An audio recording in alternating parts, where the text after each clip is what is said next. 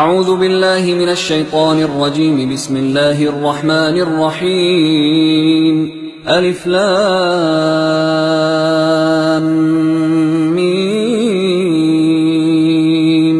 ذلك الكتاب لا ريب فيه هدى للمتقين الذين يؤمنون بالغيب ويقيمون الصلاة ومما رزقناهم ينفقون والذين يؤمنون بما أنزل إليك وما أنزل من قبلك وبالآخرة هم يوقنون أولئك على هدى من ربهم وأولئك هم المفلحون. إن الذين كفروا سواء عليهم أأنذرتهم أم لم تنذرهم لا يؤمنون. ختم الله على قلوبهم وعلى سمعهم وعلى أبصارهم غشاوة ولهم عذاب عظيم. ومن الناس من يقول آمنا بالله وباليوم الآخر وما هم بمؤمنين يخادعون الله والذين آمنوا وما يخدعون إلا أنفسهم وما يشعرون. في قلوبهم مرض فزادهم الله مرضا ولهم عذاب أليم بما كانوا يكذبون. وإذا قيل لهم لا تفسدوا في الأرض قالوا إنما نحن مصلحون ألا إنهم هم المفسدون ولكن لا يشعرون. وإذا قيل لهم آمنوا كما آمن الناس قالوا أنؤمن كما آمن السفهاء ألا إنهم هم السفهاء ولكن لا يعلمون. وإذا لقوا الذين آمنوا قالوا آمنا وإذا خلوا إلى شياطينهم قالوا إنا معكم إنما نحن مستهزئون. الله يستهزئ بهم ويمدهم في طغيانهم يعمهون. أولئك الذين اشتروا الضلالة بالهدى فما ربحت تجارتهم وما كانوا مهتدين. مثلهم كمثل الذي استوقد نارا فلما أضاءت ما حوله ذهب الله بنورهم وتركهم في ظلمات لا يبصرون. صم بكم عمي فهم لا يرجعون. أو كصيب من السماء فيه ظلمات ورعد وبرق يجعلون أصابعهم في آذانهم من الصواعق حذر الموت والله محيط بالكافرين. يكاد البرق يخطف أبصارهم كلما أضاء لهم مشوا فيه وإذا أظلم عليهم قاموا ولو شاء الله لذهب بسمعهم وأبصارهم إن الله على كل شيء قدير. يا أيها الناس اعبدوا ربكم الذي خلقكم والذين من قبلكم لعلكم تتقون. الذي جعل لكم الأرض فراشا والسماء بناء وأنزل من السماء ماء فأخرج به من الثمرات رزقا لكم فلا تجعلوا لله أندادا وأنتم تعلمون. وإن كنتم في ريب مما نزلنا على عبدنا فأتوا بسورة من مثله وادعوا شهداءكم من دون الله إن كنتم صادقين. فإن لم تفعلوا ولن تفعلوا فاتقوا النار التي وقودها الناس والحجارة أعدت للكافرين. وبشر الذين آمنوا وعملوا الصالحات أن لهم جنات تجري من تحتها الأنهار كلما رزقوا منها من ثمرة رزقا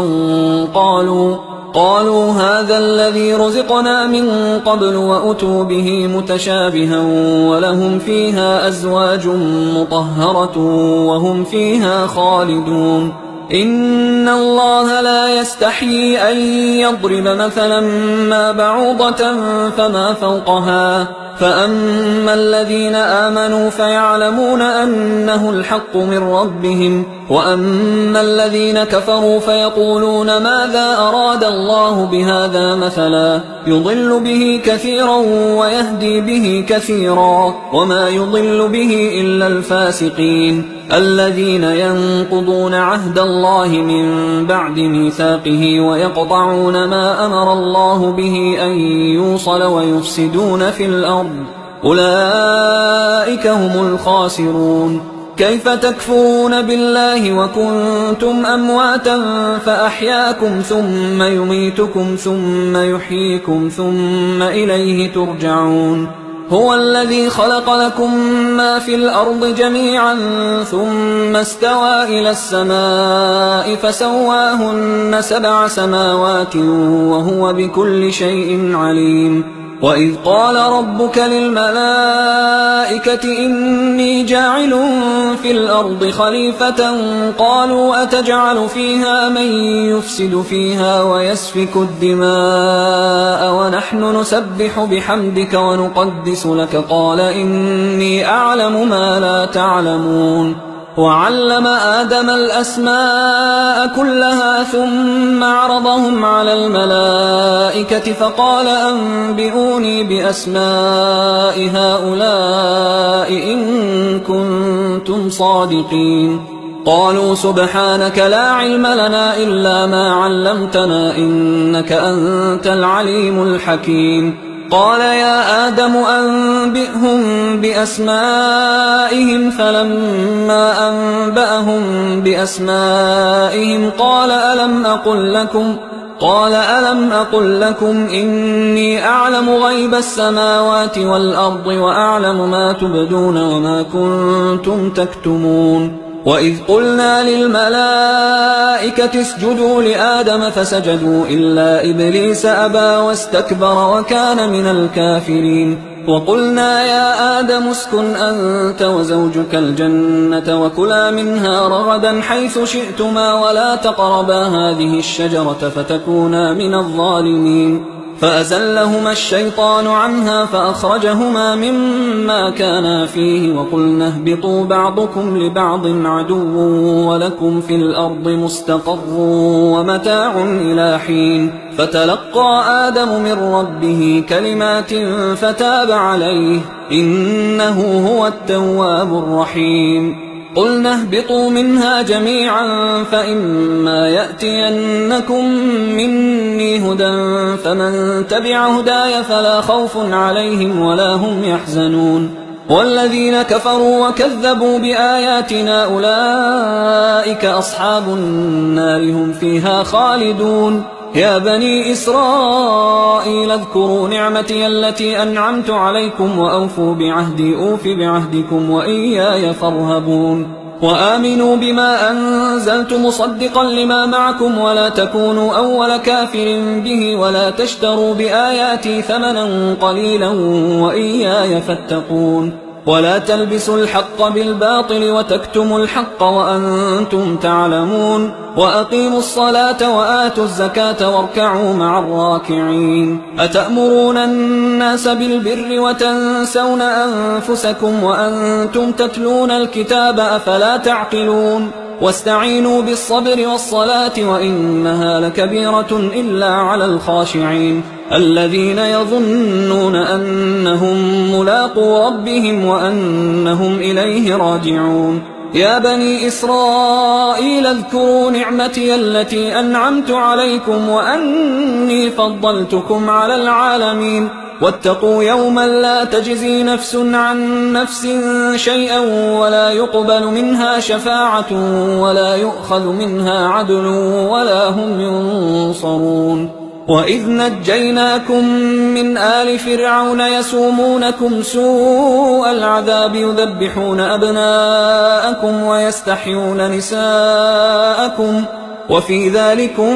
بلاء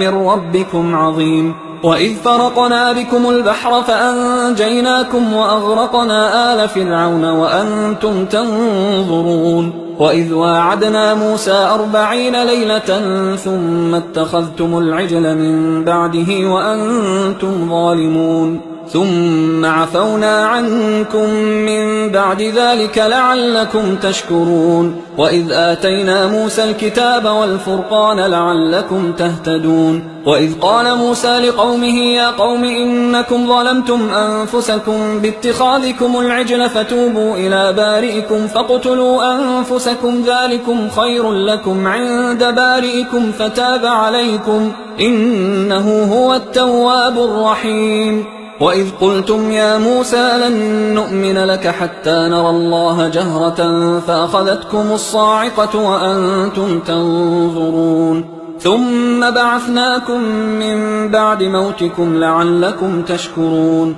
وظللنا عليكم الغمام وأنزلنا عليكم المن والسلوى كلوا من طيبات ما رزقناكم وما ظلمونا ولكن كانوا أنفسهم يظلمون وإذ قلنا ادخلوا هذه القرية فكلوا منها حيث شئتم رغدا وادخلوا الباب سجدا وقولوا حطة نغفر لكم خطاياكم وسنزيد المحسنين فبدل الذين ظلموا قولا غير الذي قيل لهم فأنزلنا على الذين ظلموا رجزا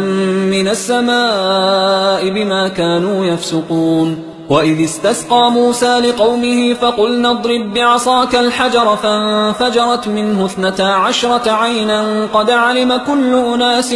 مشربهم كلوا واشربوا من رزق الله ولا تعثوا في الأرض مفسدين وإذ قلتم يا موسى لن نصبر على طعام واحد فادع لنا ربك يخرج لنا مما تنبت الأرض من بقلها وقثائها وفومها وعدسها وبصلها قال أتستبدلون الذي هو أدنى بالذي هو خير اهبطوا مصرا فإن لكم ما سألتم وضربت عليهم الذلة والمسكنة وباءوا بغضب من الله ذلك بأنهم كانوا يكفرون بآيات الله ويقتلون النبيين بغير الحق ذلك بما عصوا وكانوا يعتدون إن الذين آمنوا والذين هادوا والنصارى والصابئين من آمن بالله واليوم الآخر وعمل صالحا فلهم أجرهم عند ربهم ولا خوف عليهم ولا هم يحزنون وإذ أخذنا ميثاقكم ورفعنا فوقكم الطور خذوا ما آتيناكم بقوة واذكروا ما فيه لعلكم تتقون ثم توليتم من بعد ذلك فلولا فضل الله عليكم ورحمته لكنتم من الخاسرين ولقد علمتم الذين اعتدوا منكم في السبت فقلنا لهم كونوا قردة خاسئين فجعلناها نكالا لما بين يديها وما خلفها وموعظة للمتقين وإذ قال موسى لقومه إن الله يأمركم أن تذبحوا بقرة قالوا أتتخذنا هزوا قال أعوذ بالله أن أكون من الجاهلين قالوا ادع لنا ربك يبين لنا ما هي قال إنه يقول إنها بقرة لا فارض ولا بكر عوان بين ذلك فافعلوا ما تؤمرون قالوا ادع لنا ربك يبين لنا ما لونها قال إنه يقول إنها بقرة صفراء فاقع لونها تسر الناظرين قالوا ادع لنا ربك يبين لنا ما هي إن البقرة شابه علينا وإنا إن شاء الله لمهتدون قال إنه يقول إنها بقرة لا ذلول تثير الأرض ولا تسقي الحرث مسلمة لا شية فيها قالوا الآن جئت بالحق فذبحوها وما كادوا يفعلون وإذ قتلتم نفسا فادارأتم فيها والله مخرج ما كنتم تكتمون فقلنا اضربوه ببعضها كذلك يحيي الله الموتى ويريكم آياته لعلكم تعقلون ثم قست قلوبكم من بعد ذلك فهي كالحجارة أو أشد قسوة وإن من الحجارة لما يتفجر منه الأنهار وإن منها لما يشقق فيخرج منه الماء وإن منها لما يهبط من خشية الله وما الله بغافل عما تعملون أفتطمعون أن يؤمنوا لكم وقد كان فريق منهم يسمعون كلام الله ثم يحرفونه من بعد ما عقلوه وهم يعلمون وإذا لقوا الذين آمنوا قالوا آمنا وإذا خلا بعضهم إلى بعض قالوا أتحدثونهم بما فتح الله عليكم ليحاجوكم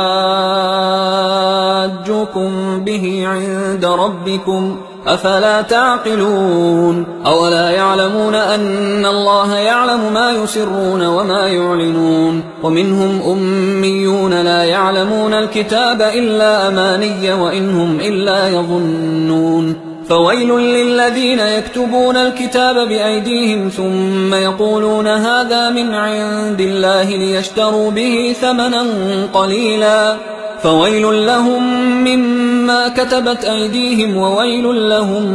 مما يكسبون وقالوا لن تمسنا النار إلا أياما معدودة قل أتخذتم عند الله عهدا فلن يخلف الله عهده أم تقولون على الله ما لا تعلمون بلى من كسب سيئة وأحاطت به خطيئته فأولئك أصحاب النار هم فيها خالدون والذين آمنوا وعملوا الصالحات أولئك أصحاب الجنة هم فيها خالدون وإذ أخذنا ميثاق بني إسرائيل لا تعبدون إلا الله وبالوالدين إحسانا وذي القربى واليتامى والمساكين وقولوا للناس حسنا وأقيموا الصلاة وآتوا الزكاة ثم توليتم إلا قليلا منكم وأنتم معرضون وإذ أخذنا ميثاقكم لا تسفكون دماءكم ولا تخرجون أنفسكم من دياركم ثم أقررتم وأنتم تشهدون ثم أنتم هؤلاء تقتلون أنفسكم وتخرجون فريقا منكم من ديارهم تظاهرون عليهم بالإثم والعدوان وإن يأتوكم أسارى تفادوهم وهو محرم عليكم إخراجهم أفتؤمنون ببعض الكتاب وتكفرون ببعض فما جزاء من يفعل ذلك منكم إلا خزي في الحياة الدنيا ويوم القيامة يردون إلى أشد العذاب وما الله بغافل عما تعملون أولئك الذين اشتروا الحياة الدنيا بالآخرة فلا يخفف عنهم العذاب ولا هم ينصرون ولقد آتينا موسى الكتاب وقفينا من بعده بالرسل وآتينا عيسى ابن مريم البينات وأيدناه بروح القدس أفكلما جاءكم رسول بما لا تهوى أنفسكم استكبرتم ففريقا كذبتم وفريقا تقتلون وقالوا قلوبنا غلف بل لعنهم الله بكفرهم فقليلا ما يؤمنون ولما جاءهم كتاب من عند الله مصدق لما معهم وكانوا من قبل يستفتحون على الذين كفروا فلما جاءهم ما عرفوا كفروا به فلعنة الله على الكافرين بئس ما اشتروا به أنفسهم أن يكفروا بما أنزل الله بغيا أن ينزل الله من فضله على من يشاء من عباده فباءوا بغضب على غضب وللكافرين عذاب مهين وإذا قيل لهم آمنوا بما أنزل الله قالوا نؤمن بما أنزل علينا ويكفرون بما وراءه وهو الحق مصدقا لما معهم قل فلم تقتلون أنبياء الله من قبل إن كنتم مؤمنين ولقد جاءكم موسى بالبينات ثم اتخذتم العجل من بعده وأنتم ظالمون وإذ أخذنا ميثاقكم ورفعنا فوقكم الطور خذوا ما آتيناكم بقوة واسمعوا قالوا سمعنا وعصينا وأشربوا في قلوبهم العجل بكفرهم قل بئس ما يأمركم به إيمانكم إن كنتم مؤمنين قل إن كانت لكم الدار الآخرة عند الله خالصة من دون الناس فتمنوا الموت إن كنتم صادقين ولن يتمنوه أبدا بما قدمت أيديهم والله عليم بالظالمين ولتجدنهم أحرص الناس على حياة ومن الذين أشركوا يود أحدهم لو يعمر 1000 سنة وما هو بمزحزحه من العذاب أن يعمر والله بصير بما يعملون قل من كان عدوا لجبريل فإنه نزله على قلبك بإذن الله مصدقا لما بين يديه وهدى وبشرى للمؤمنين من كان عدوا لله وملائكته ورسله وجبريل وميكال فإن الله عدو للكافرين ولقد أنزلنا إليك آيات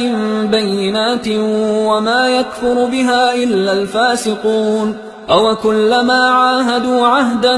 نبذه فريق منهم بل أكثرهم لا يؤمنون ولما جاءهم رسول من عند الله مصدق لما معهم نبذ فريق من الذين أوتوا الكتاب كتاب الله وراء ظهورهم كأنهم لا يعلمون واتبعوا ما تتلو الشياطين على ملك سليمان وما كفر سليمان ولكن الشياطين كفروا يعلمون الناس السحر وما أنزل على الملكين ببابل هاروت وماروت وما يعلمان من أحد حتى يقولا إنما نحن فتنة فلا تكفر فيتعلمون منهما ما يفرقون به بين المرء وزوجه وما هم بضارين به من أحد إلا بإذن الله ويتعلمون ما يضرهم ولا ينفعهم ولقد علموا لمن اشتراه ما له في الآخرة من خلاق ولبئس ما شروا به أنفسهم لو كانوا يعلمون ولو أنهم آمنوا واتقوا لمثوبة من عند الله خير لو كانوا يعلمون يا أيها الذين آمنوا لا تقولوا راعنا وقولوا انظرنا واسمعوا وللكافرين عذاب أليم ما يود الذين كفروا من أهل الكتاب ولا المشركين أن ينزل عليكم من خير من ربكم والله يختص برحمته من يشاء والله ذو الفضل العظيم ما ننسخ من آية أو ننسها نأت بخير منها أو مثلها ألم تعلم أن الله على كل شيء قدير ألم تعلم أن الله له ملك السماوات والأرض وما لكم من دون الله من ولي ولا نصير أم تريدون أن تسألوا رسولكم كما سئل موسى من قبل ومن يتبدل الكفر بالإيمان فقد ضل سواء السبيل ود كثير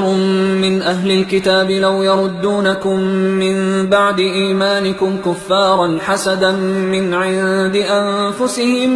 من بعد ما تبين لهم الحق فاعفوا واصفحوا حتى يأتي الله بأمره إن الله على كل شيء قدير وأقيموا الصلاة وآتوا الزكاة وما تقدموا لأنفسكم من خير تجدوه عند الله إن الله بما تعملون بصير. وقالوا لن يدخل الجنة إلا من كان هودا أو نصارى تلك أمانيهم قل هاتوا برهانكم إن كنتم صادقين بلى من أسلم وجهه لله وهو محسن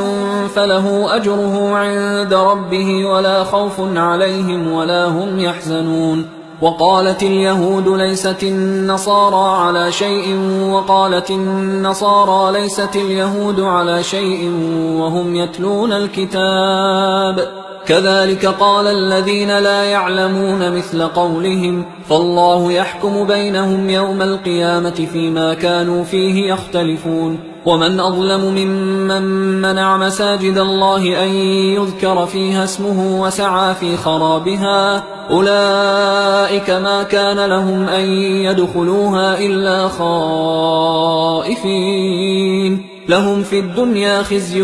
ولهم في الآخرة عذاب عظيم. ولله المشرق والمغرب فأينما تولوا فثم وجه الله إن الله واسع عليم. وقالوا اتخذ الله ولدا سبحانه بل له ما في السماوات والأرض كل له قانتون بديع السماوات والأرض وإذا قضى أمرا فإنما يقول له كن فيكون. وقال الذين لا يعلمون لولا يكلمنا الله أو تأتينا آية كذلك قال الذين من قبلهم مثل قولهم تشابهت قلوبهم قد بينا الآيات لقوم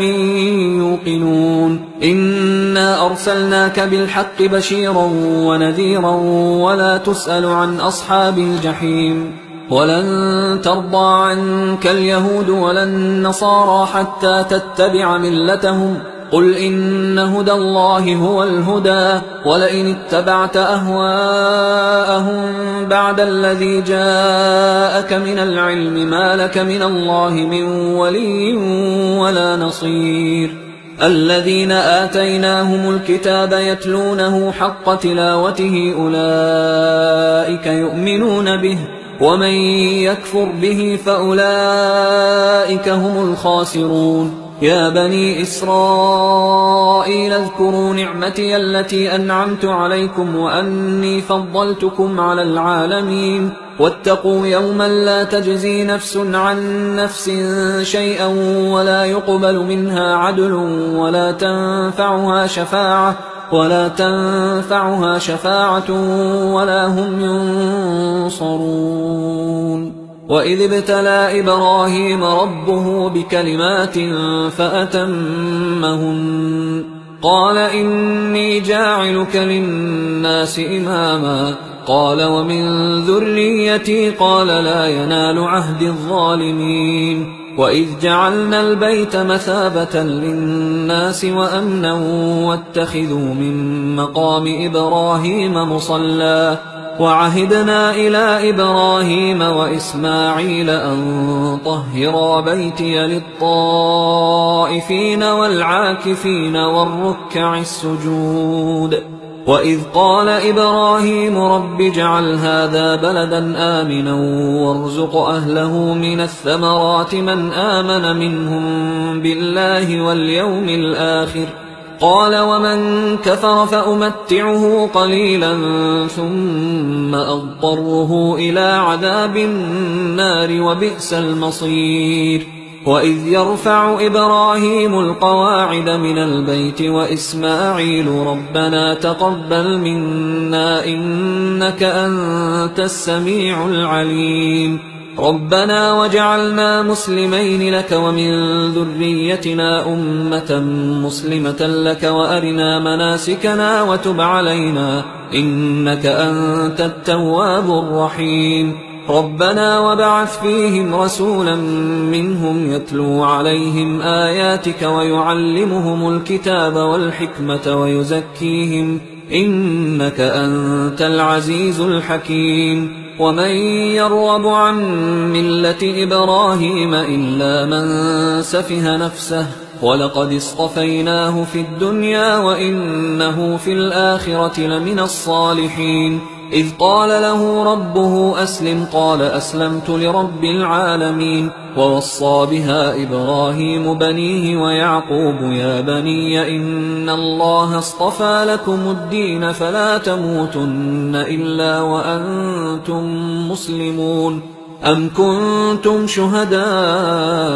إذ حضر يعقوب الموت إذ قال لبنيه ما تعبدون من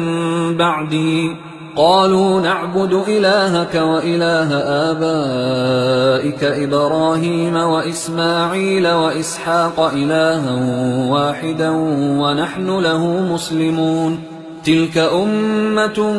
قد خلت لها ما كسبت ولكم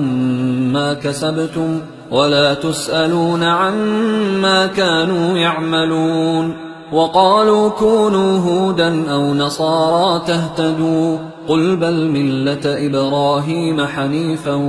وما كان من المشركين قولوا آمنا بالله وما أنزل إلينا وما أنزل إلى إبراهيم وإسماعيل وإسحاق ويعقوب والأسباط وما أوتي موسى وعيسى وما أوتي النبيون من ربهم لا نفرق بين أحد منهم ونحن له مسلمون فإن آمنوا بمثل ما آمنتم به فقد اهتدوا وإن تولوا فإنما هم في شقاق فسيكفيكهم الله وهو السميع العليم صبغة الله ومن أحسن من الله صبغة ونحن له عابدون قل أتحاجوننا في الله وهو ربنا وربكم ولنا أعمالنا ولكم أعمالكم ونحن له مخلصون أم تقولون إن إبراهيم وإسماعيل وإسحاق ويعقوب والأسباط كانوا هودا أو نصارى قل أأنتم أعلم أم الله ومن أظلم ممن كتم شهادة عنده من الله وما الله بغافل عما تعملون تلك أمة قد خلت لها ما كسبت ولكم ما كسبتم ولا تسألون عما كانوا يعملون سيقول السفهاء من الناس ما ولاهم عن قبلتهم التي كانوا عليها قل لله المشرق والمغرب يهدي من يشاء إلى صراط مستقيم وكذلك جعلناكم أمة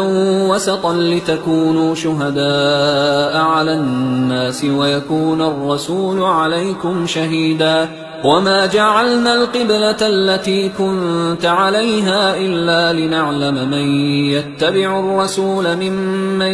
ينقلب على عقبيه وإن كانت لكبيرة إلا على الذين هدى الله وما كان الله ليضيع إيمانكم إن الله بالناس لرؤوف رحيم قد نرى تقلب وجهك في السماء فلنولينك قبلة ترضاها فول وجهك شطر المسجد الحرام وحيث ما كنتم فولوا وجوهكم شطره وإن الذين أوتوا الكتاب ليعلمون أنه الحق من ربهم وما الله بغافل عما يعملون ولئن أتيت الذين أوتوا الكتاب بكل آية ما تبعوا قبلتك وما أنت بتابع قبلتهم وما بعضهم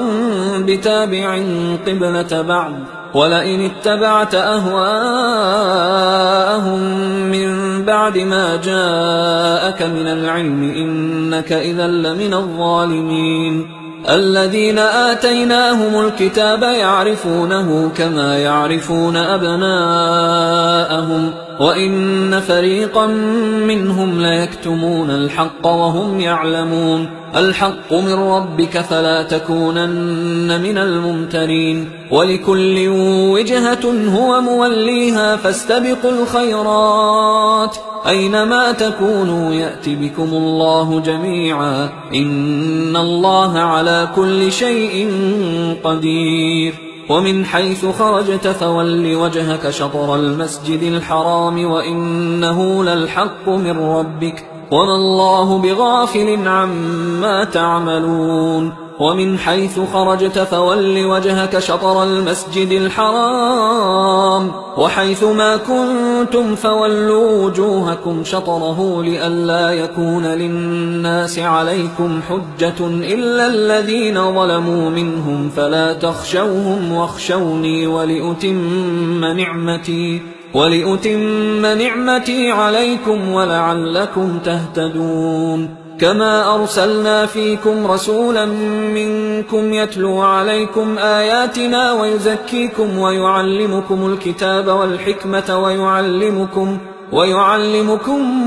ما لم تكونوا تعلمون. فاذكروني أذكركم واشكروا لي ولا تكفرون. يا أيها الذين آمنوا استعينوا بالصبر والصلاة إن الله مع الصابرين. ولا تقولوا لمن يقتل في سبيل الله أموات بل أحياء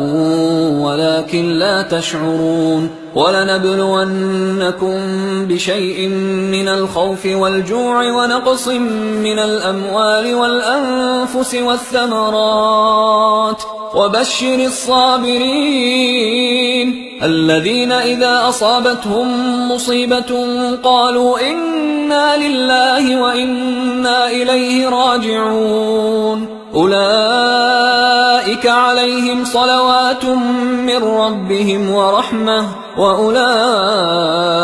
هم المهتدون. إن الصفا والمروة من شعائر الله فمن حج البيت أو اعتمر فلا جناح عليه أن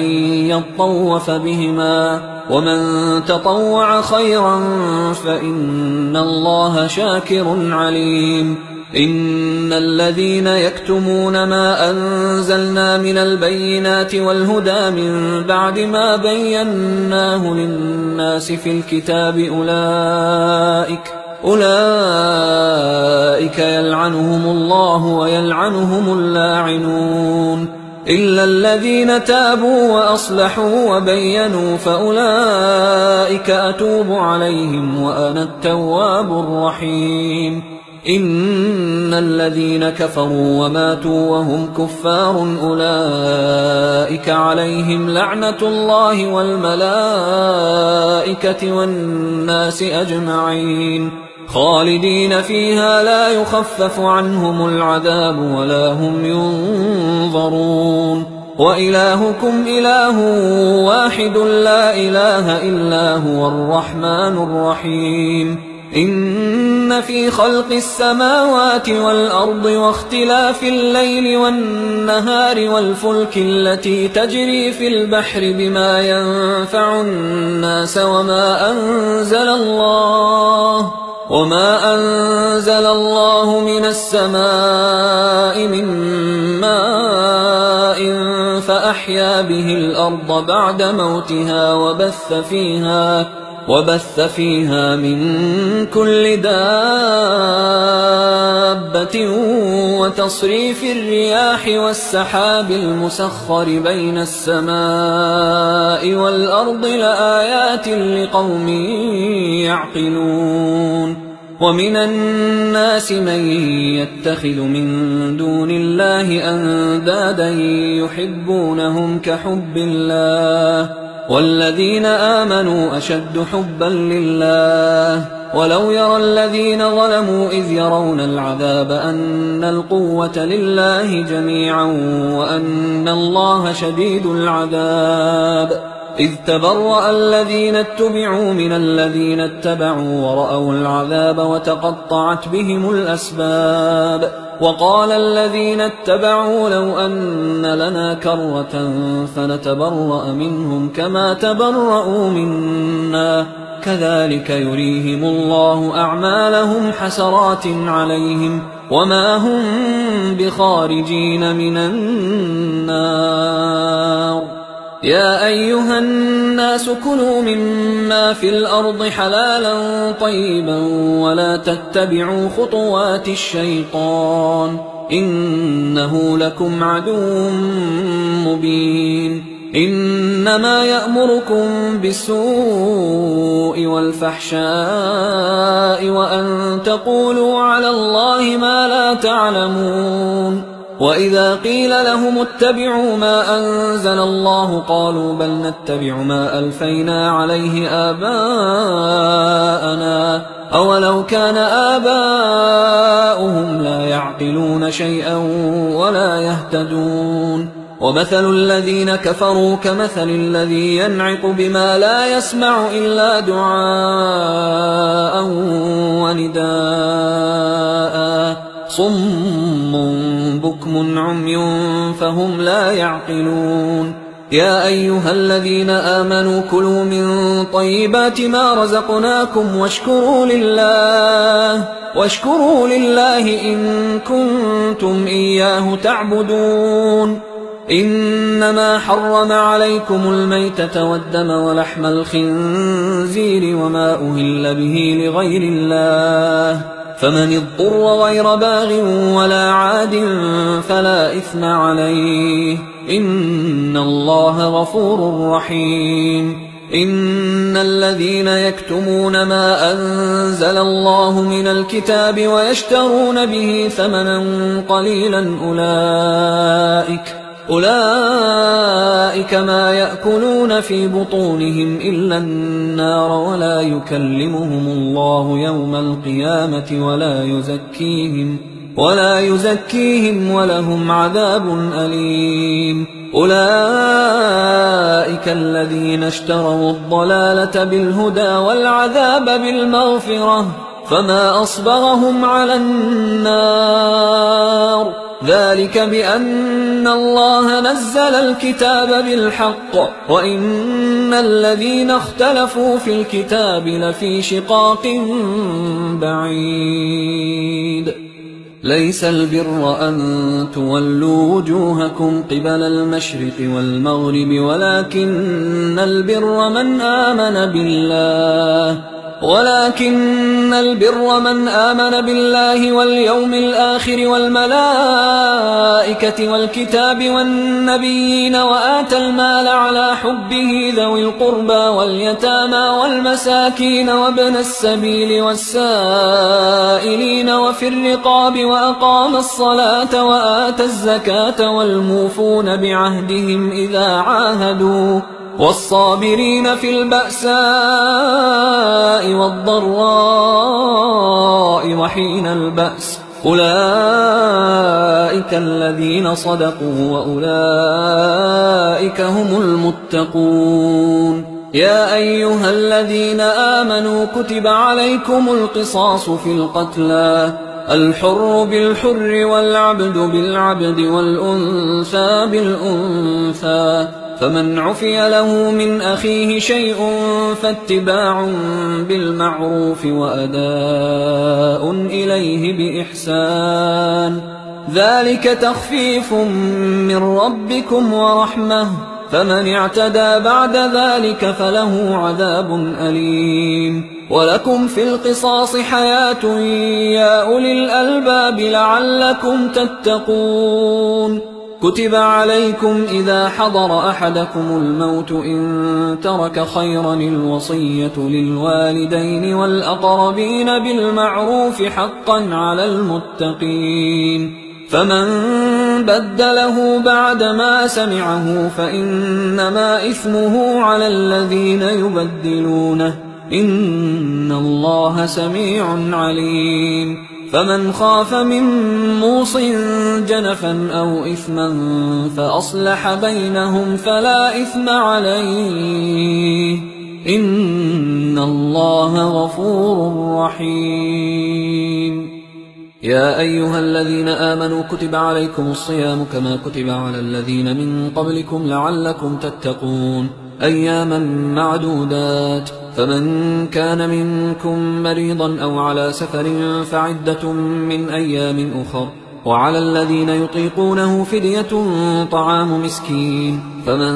تطوع خيرا فهو خير له، وأن تصوموا خير لكم إن كنتم تعلمون. شهر رمضان الذي أنزل فيه القرآن هدى للناس وبينات من الهدى والفرقان، فمن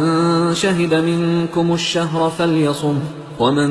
كان مريضا أو على سفر فعدة من أيام أخر، يريد الله بكم اليسر ولا يريد بكم العسر ولتكملوا العدة ولتكبروا الله على ما هداكم ولعلكم تشكرون. وإذا سألك عبادي عني فإني قريب أجيب دعوة الداعي إذا دعان، فليستجيبوا لي وليؤمنوا بي لعلهم يرشدون. أحل لكم ليلة الصيام الرفث إلى نسائكم هن لباس لكم وأنتم لباس لهن، علم الله أنكم كنتم تختانون أنفسكم فتاب عليكم وعفى عنكم، فالآن باشروهن وابتغوا ما كتب الله لكم، وكلوا واشربوا حتى يتبين لكم الخيط الأبيض من الخيط الأسود من الفجر، ثم أتموا الصيام إلى الليل، ولا تباشروهن وأنتم عاكفون في المساجد، تلك حدود الله فلا تقربوها، كذلك يبين الله آياته للناس لعلهم يتقون. ولا تأكلوا أموالكم بينكم بالباطل وتدلوا بها إلى الحكام لتأكلوا فريقا من أموال الناس بالإثم وأنتم تعلمون. يسألونك عن الأهلة قل هي مواقيت للناس والحج، وليس البر بأن تأتوا البيوت من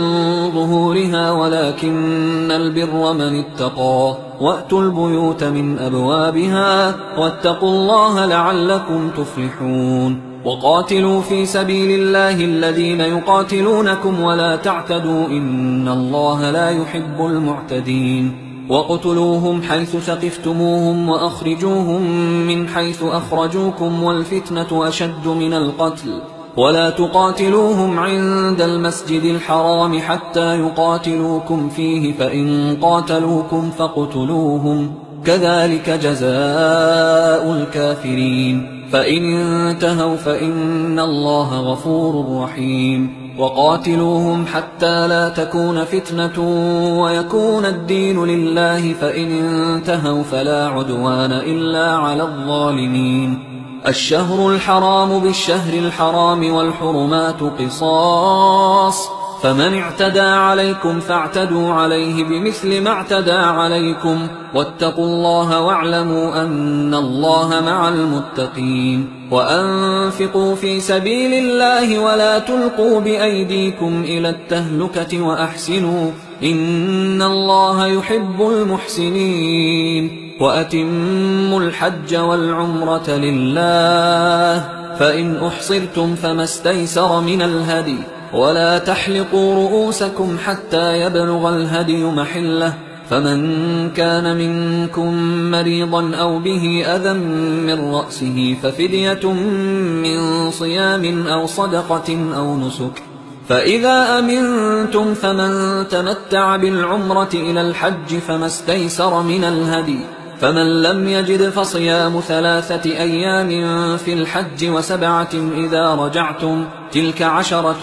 كاملة، ذلك لمن لم يكن أهله حاضر المسجد الحرام. واتقوا الله واعلموا أن الله شديد العقاب. الحج أشهر معلومات، فمن فرض فيهن الحج فلا رفث ولا فسوق ولا جدال في الحج وما تفعلوا من خير يعلمه الله وتزودوا فإن خير الزاد التقوى واتقون يا أولي الألباب ليس عليكم جناح أن تبتغوا فضلا من ربكم فإذا أفضتم من عرفات فاذكروا الله عند المشعر الحرام واذكروه كما هداكم وإن كنتم من قبله لمن الضالين ثم أفيضوا من حيث أفاض الناس واستغفروا الله إن الله غفور رحيم فإذا قضيتم مناسككم فاذكروا الله كذكركم آباءكم أو أشد ذكرا فمن الناس من يقول ربنا آتنا في الدنيا وما له في الآخرة من خلاق ومنهم من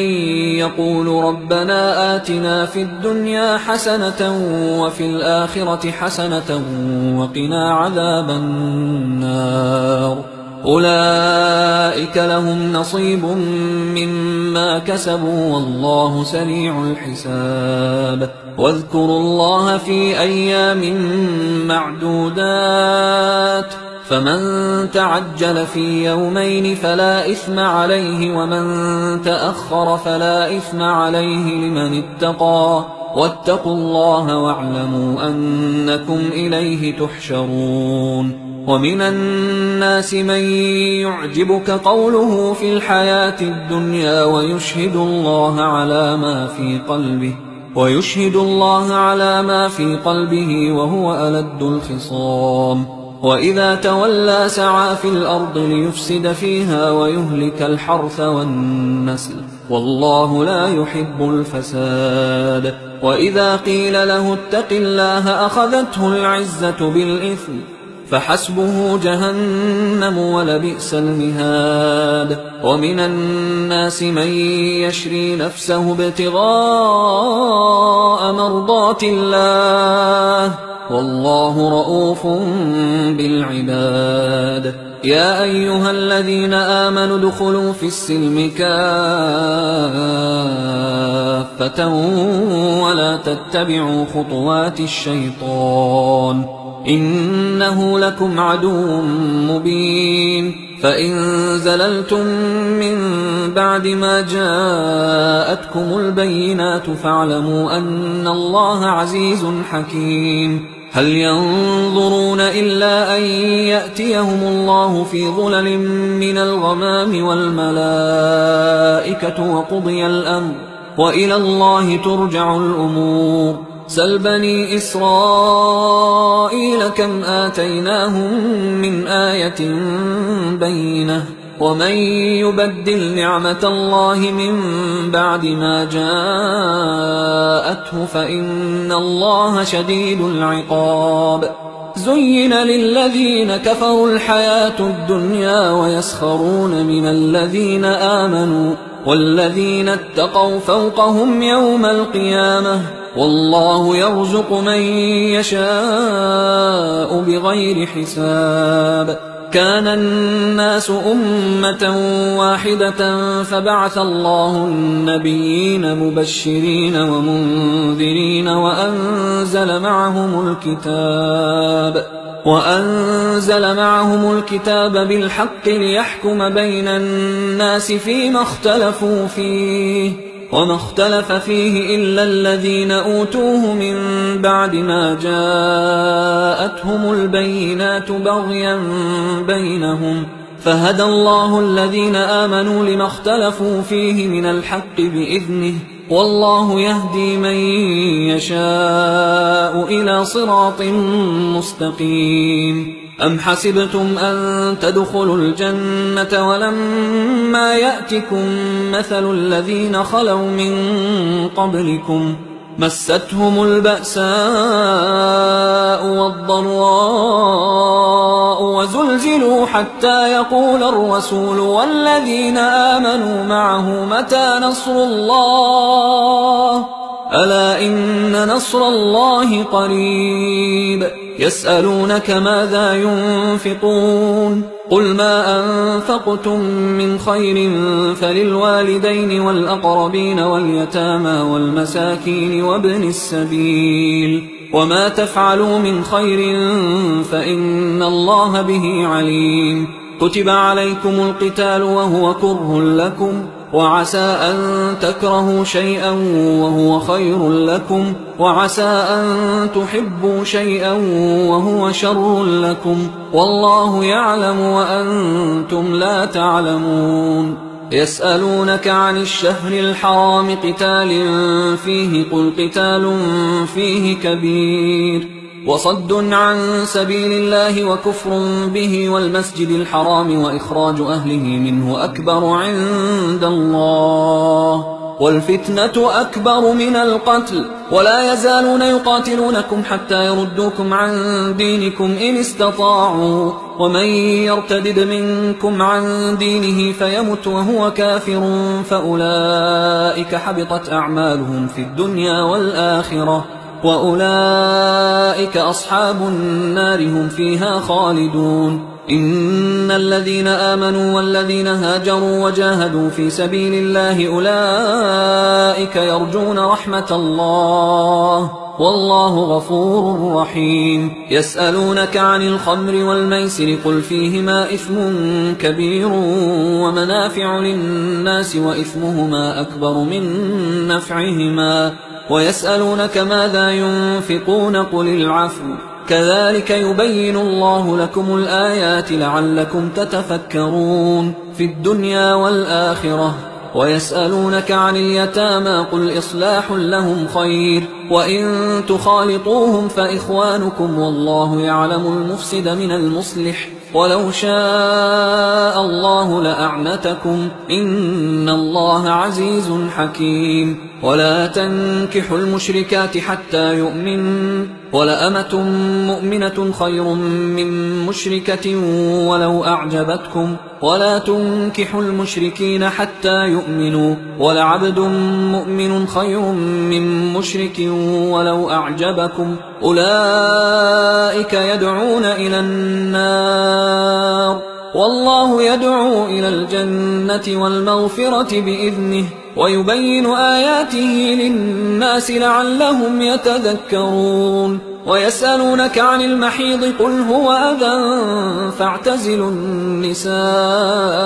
في المحيض ولا تقربوهن حتى يطهرن فإذا تطهرن فأتوهن من حيث أمركم الله إن الله يحب التوابين ويحب المتطهرين نساؤكم حرث لكم فأتوا حرثكم أنى شئتم وقدموا لأنفسكم واتقوا الله واعلموا أنكم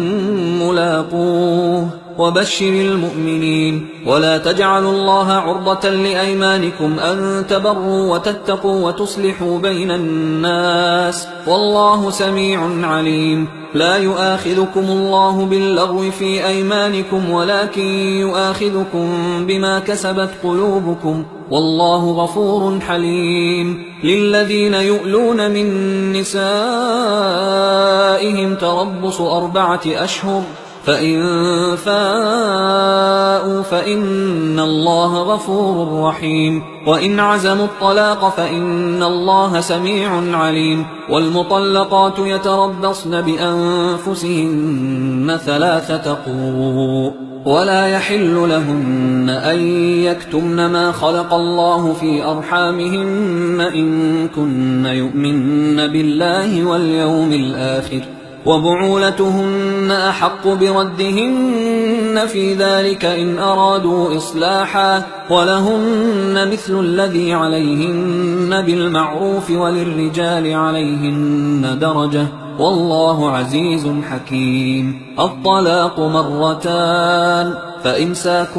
بمعروف أو تسريح بإحسان ولا يحل لكم أن تأخذوا مما آتيتموهن شيئا إلا أن يخافا ألا يقيما حدود الله فإن خفتم ألا يقيما حدود الله فلا جناح عليهما فيما افتدت به، تلك حدود الله فلا تعتدوها، ومن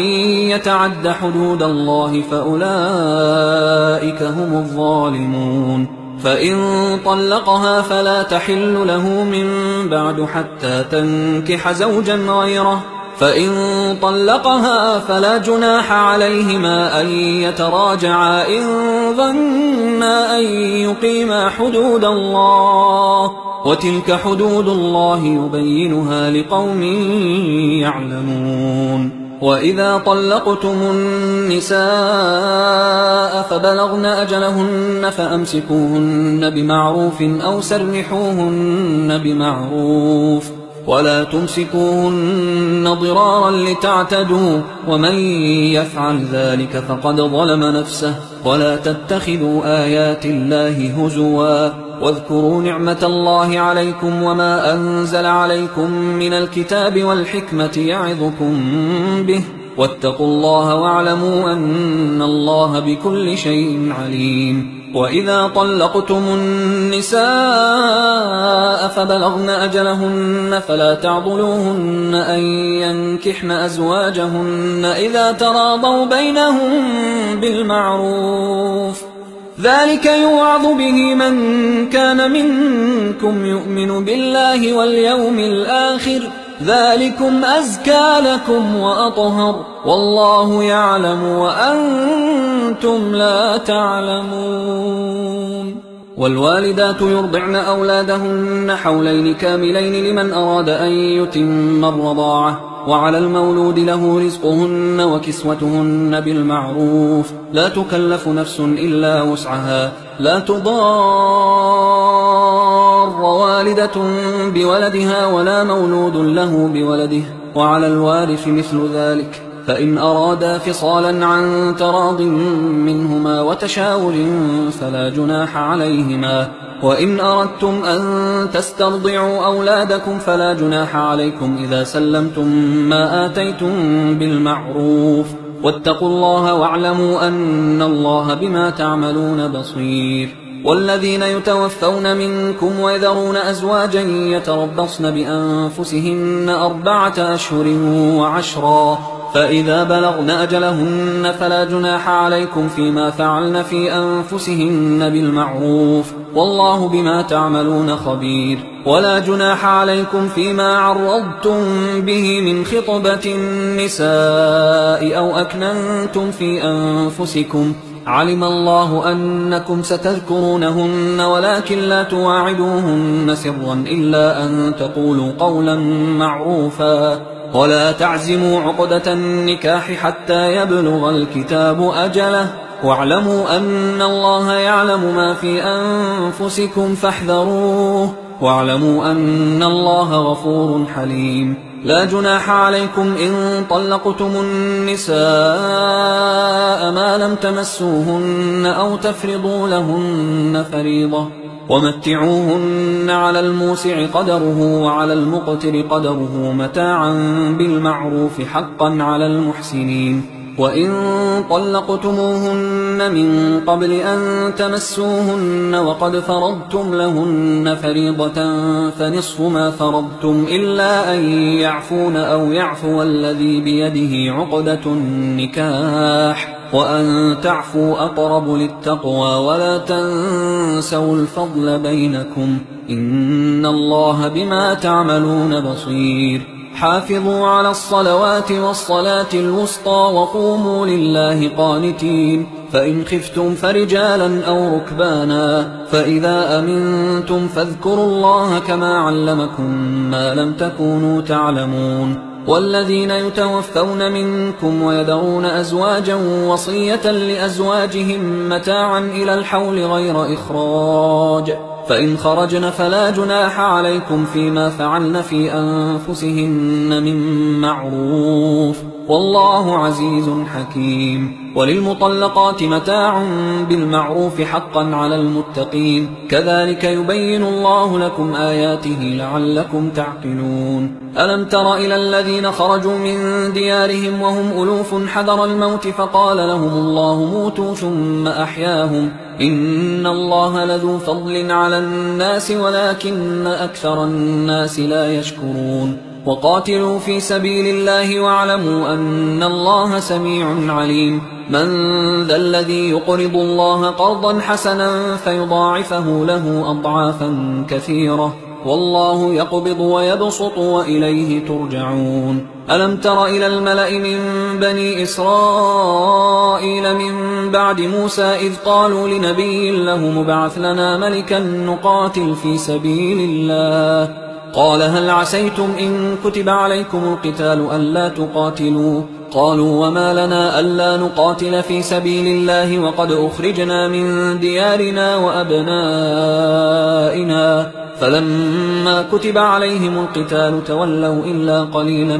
منهم، والله عليم بالظالمين. وقال لهم نبيهم إن الله قد بعث لكم طالوت ملكا، قالوا أنى يكون له الملك علينا ونحن أحق بالملك منه ولم يؤت سعة من المال، قال إن الله اصطفاه عليكم وزاده بسطة في العلم والجسم، والله يؤتي ملكه من يشاء والله واسع عليم. وقال لهم نبيهم إن آية ملكه أن يأتيكم التابوت فيه سكينة من ربكم وبقية مما ترك آل موسى وآل هارون تحمله الملائكة، إن في ذلك لآية لكم إن كنتم مؤمنين. فلما فصل طالوت بالجنود قال إن الله مبتليكم بنهر فمن شرب منه فليس مني ومن لم يطعمه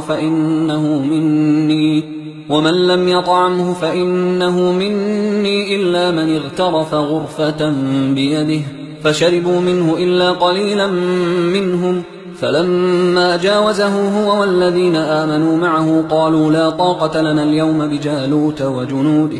قال الذين يظنون أنهم ملاقوا الله كم من فئة قليلة غلبت فئة كثيرة بإذن الله والله مع الصابرين. ولما برزوا لجالوت وجنوده قالوا ربنا أفرغ علينا صبرا وثبت أقدامنا وانصرنا على القوم الكافرين، فهزموهم بإذن الله. وقتل داود جالوت وآتاه الله الملك والحكمة وعلمه مما يشاء، ولولا دفع الله الناس بعضهم ببعض لفسدت الأرض ولكن الله ذو فضل على العالمين. تلك آيات الله نتلوها عليك بالحق وإنك لمن المرسلين. تلك الرسل فضلنا بعضهم على بعض، منهم من كلم الله ورفع بعضهم درجات، وآتينا عيسى ابن مريم البينات وأيدناه بروح القدس، ولو شاء الله ما اقتتل الذين من بعدهم من بعد ما جاءتهم البينات ولكن اختلفوا فمنهم من آمن ومنهم من كفر، ولو شاء الله ما اقتتلوا ولكن الله يفعل ما يريد. يا أيها الذين آمنوا أنفقوا مما رزقناكم من قبل أن يأتي يوم لا بيع فيه ولا خلة ولا شفاعة والكافرون هم الظالمون. الله لا إله إلا هو الحي القيوم لا تأخذه سنة ولا نوم، له ما في السماوات وما في الأرض، من ذا الذي يشفع عنده إلا بإذنه، يعلم ما بين أيديهم وما خلفهم ولا يحيطون بشيء من علمه إلا بما شاء، وسع كرسيه السماوات والأرض ولا يؤوده حفظهما وهو العلي العظيم. لا إكراه في الدين قد تبين الرشد من الغي، فمن يكفر بالطاغوت ويؤمن بالله فقد استمسك بالعروة الوثقى لا انفصام لها، والله سميع عليم. الله ولي الذين آمنوا يخرجهم من الظلمات إلى النور، والذين كفروا أولياؤهم الطاغوت يخرجونهم من النور إلى الظلمات، أولئك أصحاب النار هم فيها خالدون. ألم تر إلى الذي حاج إبراهيم في ربه أن آتاه الله الملك إذ قال إبراهيم ربي الذي يحيي ويميت قال أنا أحيي وأميت. قال إبراهيم فإن الله يأتي بالشمس من المشرق فأت بها من المغرب فبهت الذي كفر والله لا يهدي القوم الظالمين. أو كالذي مر على قرية وهي خاوية على عروشها قال أنى يحيي هذه الله بعد موتها فأماته الله 100 عام ثم بعثه قال كم لبثت؟ قال لبثت يوما أو بعض يوم. قال بل لبثت 100 عام فانظر إلى طعامك وشرابك لم يتسنه وانظر إلى حمارك ولنجعلك آية للناس وانظر إلى العظام كيف ننشزها ثم نكسوها لحما فلما تبين له قال أعلم أن الله على كل شيء قدير. وإذ قال إبراهيم رب أرني كيف تحيي الموتى قال أولم تؤمن قال بلى ولكن ليطمئن قلبي قال فخذ 4 من الطير فصرهن إليك ثم اجعل على كل جبل منهن جزءا ثم ادعهن يأتينك سعيا واعلم أن الله عزيز حكيم. مثل الذين ينفقون أموالهم في سبيل الله كمثل حبة أنبتت 7 سنابل في كل سنبلة 100 حبة والله يضاعف لمن يشاء والله واسع عليم. الذين ينفقون أموالهم في سبيل الله ثم لا يتبعون ما أنفقوا منا ولا أذى لهم أجرهم عند ربهم ولا خوف عليهم ولا هم يحزنون. قول معروف ومغفرة خير من صدقة يتبعها أذى والله غني حليم. يا أيها الذين آمنوا لا تبطلوا صدقاتكم بالمن والأذى كالذي ينفق ماله رئاء الناس ولا يؤمن بالله واليوم الآخر فمثله كمثل صفوان عليه تراب فأصابه وابل فتركه صلدا لا يقدرون على شيء مما كسبوا والله لا يهدي القوم الكافرين. ومثل الذين ينفقون أموالهم ابتغاء مرضات الله وتثبيتا من أنفسهم كمثل جنة بربوة أصابها وابل فآتت أكلها ضعفين فإن لم يصبها وابل فطل والله بما تعملون بصير. أيود أحدكم أن تكون له جنة من نخيل وأعناب تجري من تحتها الأنهار له فيها من كل الثمرات وأصابه الكبر وله ذرية ضعفاء فأصابها إعصار فيه نار فاحترقت كذلك يبين الله لكم الآيات لعلكم تتفكرون. يا أيها الذين آمنوا أنفقوا من طيبات ما كسبتم ومما أخرجنا لكم من الأرض ولا تيمموا الخبيث منه تنفقون ولستم بآخذيه إلا أن تغمضوا فيه واعلموا أن الله غني حميد. الشيطان يعدكم الفقر ويأمركم بالفحشاء والله يعدكم مغفرة منه وفضلا والله واسع عليم يؤتي الحكمة من يشاء ومن يؤت الحكمة فقد أوتي خيرا كثيرا وما يذكر إلا أولو الألباب وما أنفقتم من نفقة أو نذرتم من نذر فإن الله يعلمه وما للظالمين من أنصار إن تبدوا الصدقات فنعما هي وإن تخفوها وتؤتوها الفقراء فهو خير لكم ويكفر عنكم من سيئاتكم والله بما تعملون خبير ليس عليك هداهم ولكن الله يهدي من يشاء وما تنفقوا من خير فلأنفسكم وما تنفقون إلا ابتغاء وجه الله وما تنفقوا من خير يوفى إليكم وأنتم لا تظلمون للفقراء الذين أحصروا في سبيل الله لا يستطيعون ضربا في الأرض يحسبهم الجاهل أغنياء